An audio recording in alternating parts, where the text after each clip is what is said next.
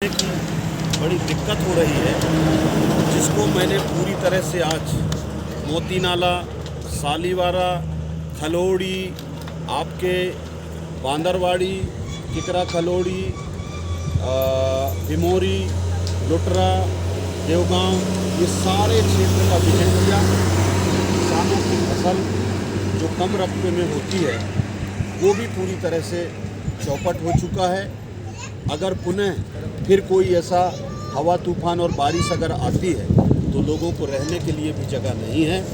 मैं जैसे ही कल मुझे जानकारी लगी तो मैंने प्रशासन को, एसडीएम कलेक्टर महोदय को इस बात की जानकारी दिया था, लेकिन आज जब मौके में आकर के देखा तो वास्तव में लोग रो रहे हैं।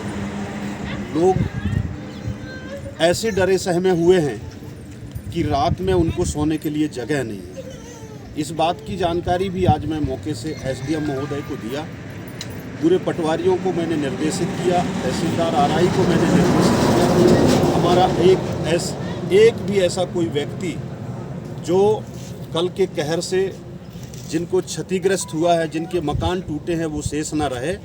और शासन प्रशासन से हमने कहा है कि जल्दी से जल्दी उनको रहने के लिए, उनको खाने के लिए, और जो हमारा आरबीसी एक्ट के तहत जो मुआवजा का प्रावधान है वो जल्दी से जल्दी जो है उन लोगों को प्रदान किया जाए, ताकि कोई आदमी रहने के लिए, क्योंकि देखिए अभी खपरे तो बना नहीं सकता, खपरे तो वो खरीद नहीं सकता, और खपरे पूरी तरह से टूट चुके हैं।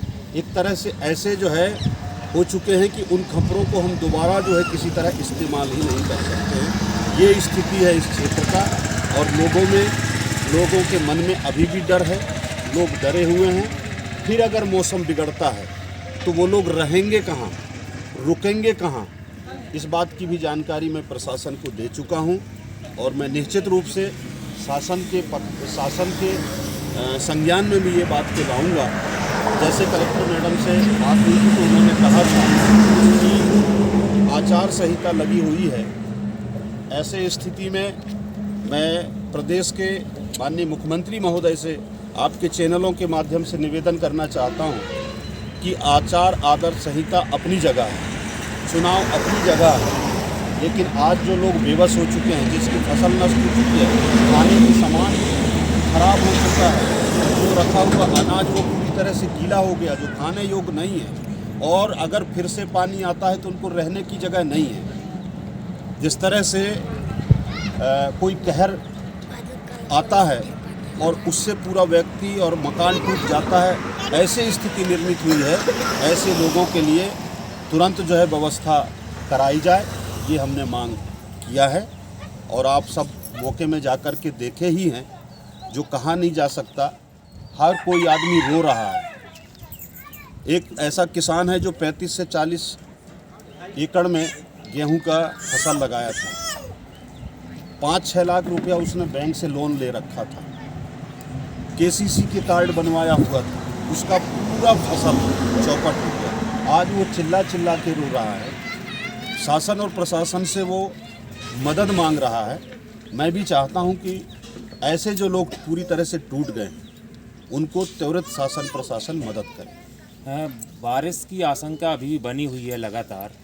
अगर ऐसे में आज ओलावृष्टि हो जाती तो इसके लिए किसी प्रकार के कैंप या फौरी राहत की कोई उम्मीद है शासन प्रशासन से? मैंने जैसे आपके माध्यम से कहा कि मैंने कलेक्टर महोदय से, हमारे बिछिया अनुविभाग अधिकारी एसडीएम से भी मैंने बात किया है कि अभी भी बादल छाए हुए हैं, कभी भी हवा पानी तूफान और बारिश हो सकता है।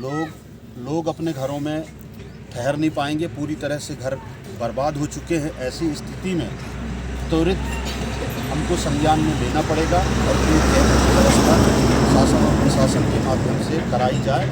इस बात की जानकारी मैंने प्रशासन को दे दिया। चुनाव में पूरा देश जानता है जिस तरह से भारतीय जनता पार्टी लोगों के मन में भय डर पैदा करके वो सत्ता हासिल करना चाहती है, लेकिन आज का मतदाता पूरी तरह से समझदार है, उसको खुद निर्णय लेना है। देखते जाइए आगे आगे क्या होता है। यहाँ पर 30-35 साल का हमारा मंडला का सांसद है, 15 साल से वो केंद्रीय मंत्री है। मंडला की विकास, चाहे शिक्षा हो, स्वास्थ्य हो, चाहे रोजगार के क्षेत्र में, पूरी तरह से मंडला जिलेवासी ठगा सा महसूस किए हुए हैं।